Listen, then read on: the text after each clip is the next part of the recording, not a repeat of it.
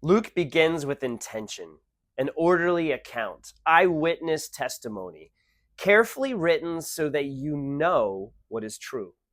This isn't myth, this is history with purpose. And the story opens with announcements, angels declaring what's coming, not just a king, a savior. Born in Bethlehem, laid in a manger, announced not to rulers, but to shepherds. Because this gospel doesn't climb upward, it moves outward to the poor, the overlooked, the outsider. Luke highlights what others don't. Women honored, sinners welcomed, tax collectors called, the marginalized brought near, because Jesus didn't come for the self-righteous. He came for the lost. Luke shows us a Savior who touches lepers, eats with sinners, stops for the forgotten.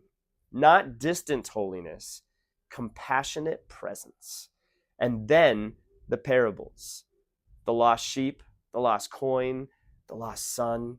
Heaven rejoices not over the perfect, but the found. Luke emphasizes prayer. Jesus praying, withdrawing, depending on the Father, because power flows from relationship.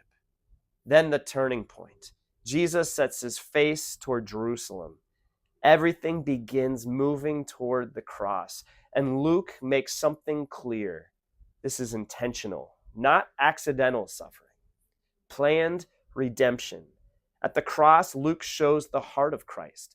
Father, forgive them. They know not what they're doing. Even in death, he had mercy. A criminal next to him says, remember me. And Jesus answers, today you will be with me in paradise. Salvation in the final moments. And then the resurrection. Not symbolic, physical.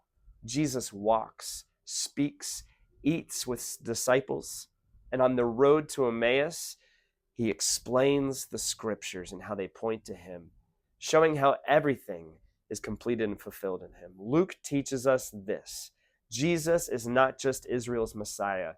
He is the Savior of the world, for the broken, the outsider, the sinner who knows they need mercy.